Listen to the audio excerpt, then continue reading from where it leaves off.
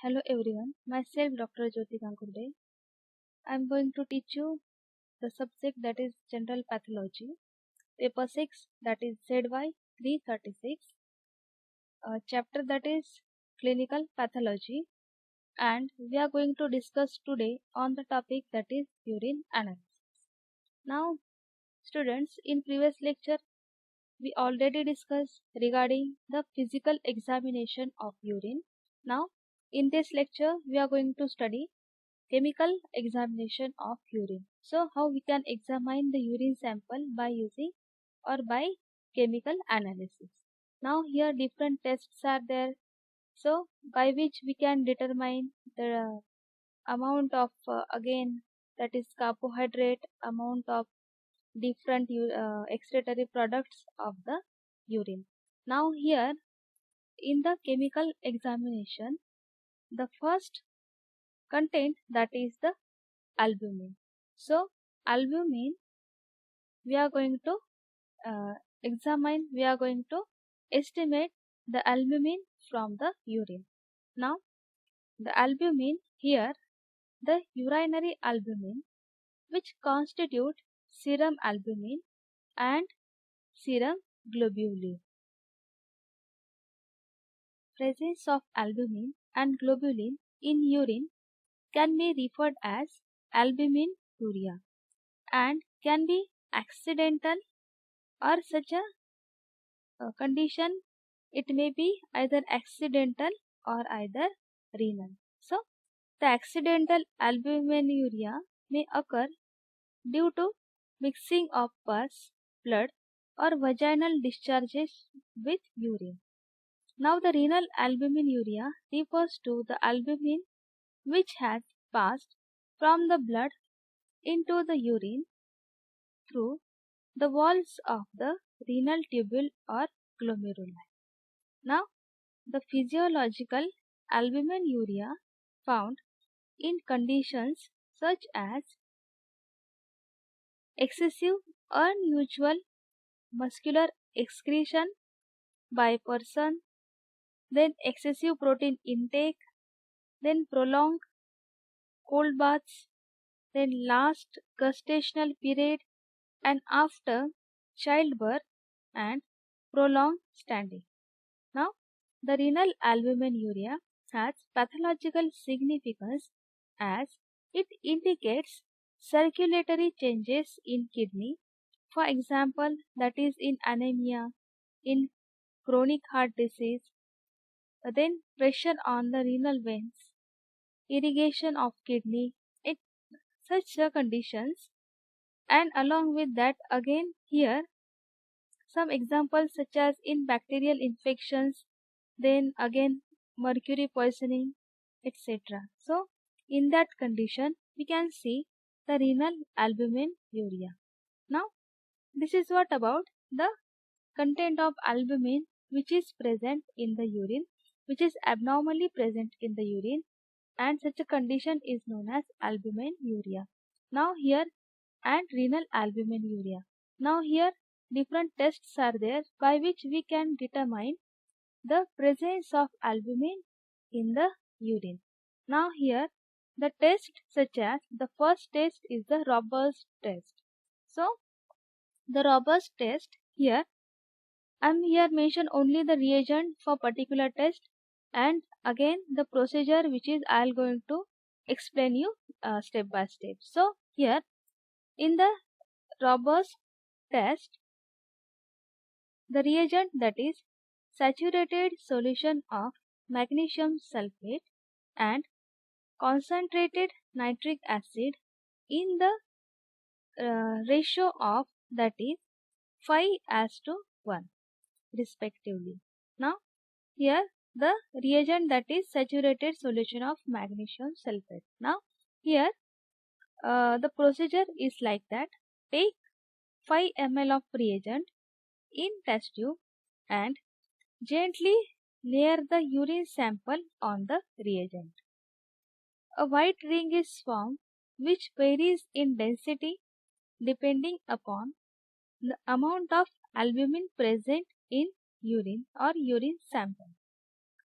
When urine sample has few traces of albumin, the white ring is not appear for 2 to 3 minutes. When the urine sample has few traces of albumin, in that condition, the white ring is not appear within 2 to 3 minutes. Okay, now this is what about the Roberts test. Now the second test is also for the examination estimation of albumin. The second test is the Heller's ring test. So the Heller's ring test, here the reagent is 1 part of concentrated nitric acid added in 5 parts of saturated aqueous solution of magnesium sulfate, that is 1:5 proportion, 1:5 ratio. Now the procedure is like this. In a clean test tube, take 3 ml of reagent and add filtered urine sample to run slowly down the inside of test tube by pipette so as to form a layer on the top of reagent. Then observe whether a ring appears or not. Here the positive test indicated by appearance of sharp white ring of varying density in between the reagent and the urine. If only the traces of albumin is present, the ring appears after few minutes. Now the uric acid, urea, thymol and here resinous drugs, when present in urine in high concentration, so it may give a white crystalline precipitate which disappears on dilution, and when due to resinous drugs dissolve in alcohol. Now here again it is again a simple test and again formation of ring like the Roberts test. So only is the difference that the ring is either immediate form after the addition of urine or either it is formed within 2 to 3 minutes after addition of urine. Now the next test is the Baines-Jones proteins. Now it is found in urine particularly as symptom of multiple myeloma or cancer formed by malignant WBC's plasma cell. Here the protein with similar characteristics also observed in leukemia, then in hypertension in case of young persons. Now here this protein, that is Baines-Jones proteins, is identified by precipitate if the urine sample heated at 50 to 60 degree centigrade and its appearance at boiling point while reappearance when sample cooled. Now here again the appearance and disappearance of such a protein. So here such a protein identified by precipitation if the urine sample heated at 50 to 60 degree centigrade, and again such a protein which get disappeared when yes, it is disappear at the boiling point and it again reappears when the sample is cooled, means again the sample which come to the room temperature. Now it is markedly influenced by the acidity and salt concentration. Now come to the procedure of such a Baines-Jones proteins. Now take 3 test tubes of different acidity, filter the urine sample if it is turbid and adjust the pH, that is slightly acidic. Now put 3 ml of this urine into 3 test tubes. In second and third test tube and add 2 to 3 drops of 33% acetic acid. Now heat all the test tube very slowly in the water bath using thermometer. Now sample the test. Here tube become turbid at about 40 degrees centigrade and participate will occur by 60 degree. Now here what? Sample in the test tube which become turbid at near about 40 degrees centigrade and it will participate at the temperature that is at 60 degree centigrade. After rise the temperature to 100 degree, the participate disappears completely or partially. Now allow to cool the test tube and participate will again reappear. So urine containing albumin should be filtered at or near the boiling point and the filtrate is tested for Baines-Jones proteins. Now this is what about the proteins. They are present in the particular proteins, they are present in the urine. Now the next test that is for the mucus. Now here the small amount of mucus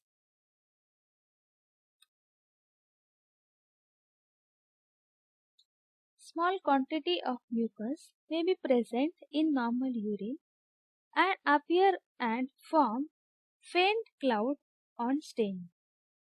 The amount of mucus increased in inflammatory condition of urinary tract results from prosthetic secretion and when urine contains semen or vaginal discharge. Now the test for mucus in the urine. The procedure is like that.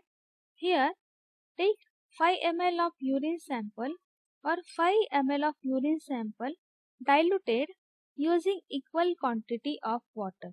Means if we have take 5 ml of urine sample, then we have dilute the urine sample by equal quantity of water.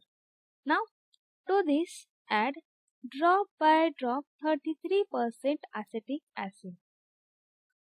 Here mucus or euglobulin if present, they forms precipitate. If the mucus is present, particularly the mucus is present in that urine sample, now such a by adding drop by drop acetic acid, such a urine sample or such a albumin which shows precipitate. Now further continue the addition of acetic acid. If the precipitate is due to mucus, it reaches maximum and remains unchanged. If due to the euglobulin, it redissolves in the excess of acetic acid. Now here the two contents, that is mucus or euglobulin is if present, then we have to examine it by adding drop by drop acetic acid. Now this is the test for mucus. Now the next content is the carbohydrates. Now here the carbohydrates, the common that is dextrose, which is the common carbohydrate which may be found in urine and occasionally in the form of levulose, lactose and suppose the presence of dextrose in urine indicative of the condition that is glucosuria. In that condition here increase the blood sugar and it may be of again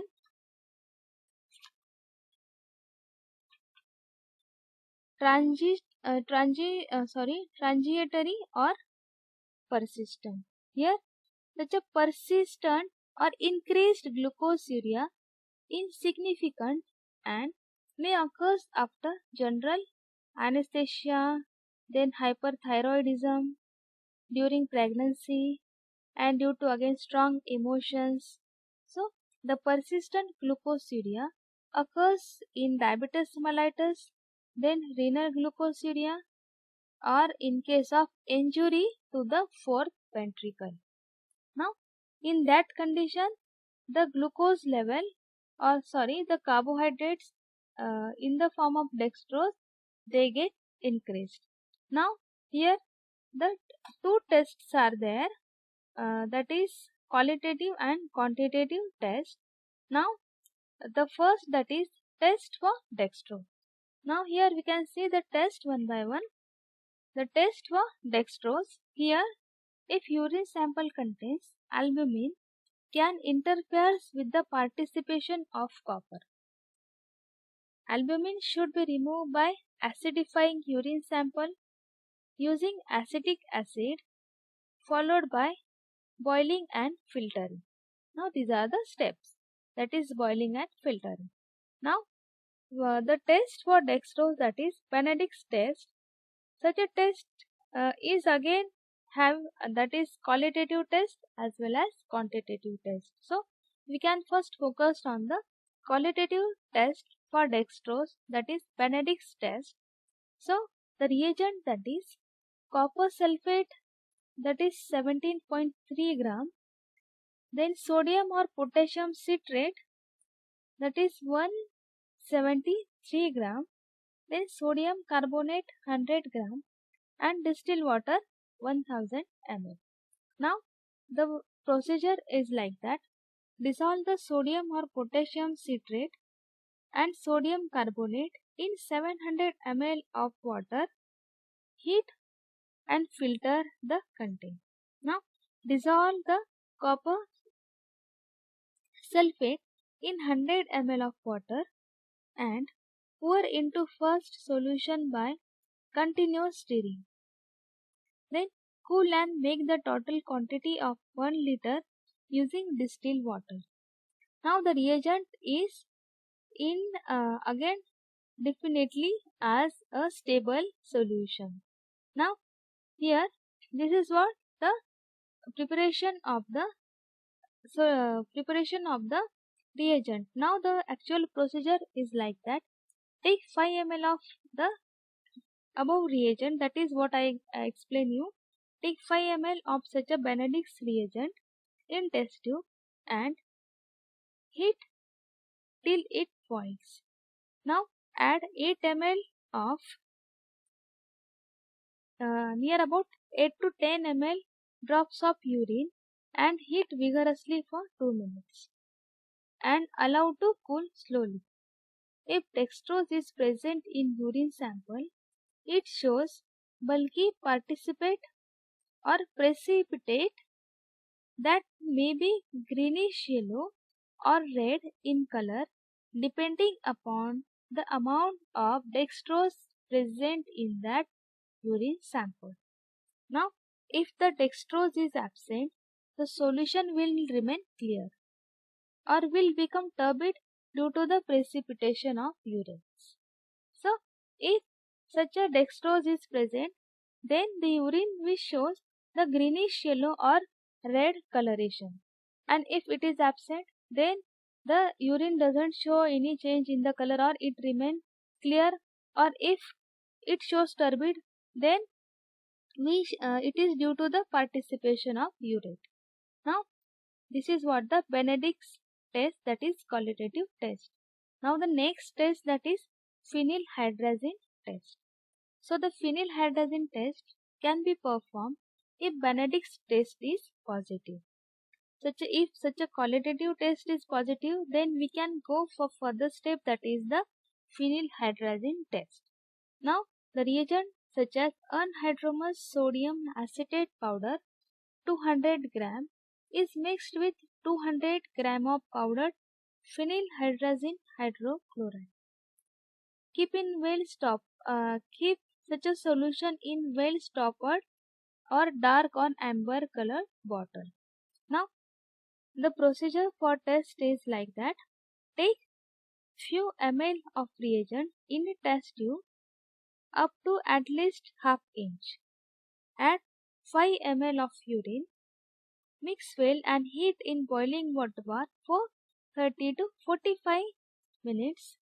The test tube allowed to cool slowly and oxazone crystals can be examined with microscope or under microscope we can take such a sample and examine the that fragmentation, that sample, or the presence of that oxazone crystals. Now, the oxazones are yellow crystalline bodies formed due to certain sugar when came in contact with phenylhydrazine and acetate. Each sugar forms a particular form shaped that is oxazone crystals or fragments.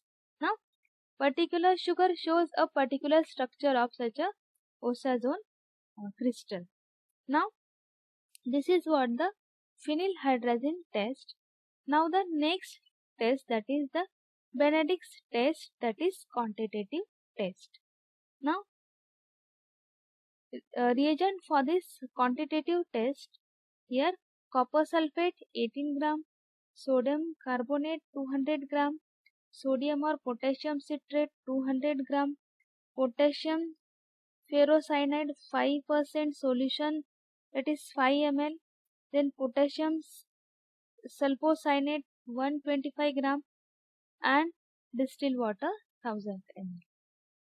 Now dissolve the carbonate, citrate and sulfocyanate in 700 ml of distilled water and heat and filter.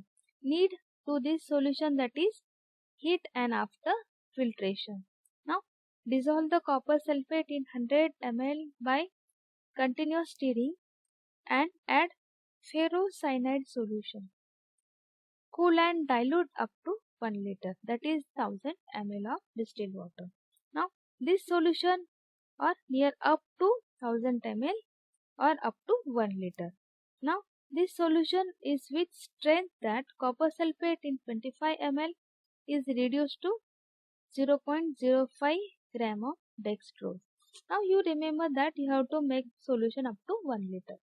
Now the procedure for test is take 25 ml of reagent in a flask and add 10 to 20 gram of sodium carbonate crystal and small quantity of powdered pumice stone. Now boil and add the urine here a time but rapidly from a burette until a chalk white precipitate forms and blue color of reagent being to disappear. So during a period of titration, the mixture must be kept boiling vigorously. Here the procedure is what? Here that we are taking 25 ml of reagent in flask and add 10 to 20 gram of sodium carbonate crystal and small quantity of powdered that is pumice or pumice stone. Now boil and add the urine a time but rapidly from a burette until a chalk white precipitate forms and blue color of reagent begins to disappear. Now during the period of titration, the mixture must be kept boiling vigorously. Loss of evaporation must be made good by adding sufficient water. Here note the quantity of urine required to discharge the blue color. This amount of urine contains exactly 0.05 gram of dextrose.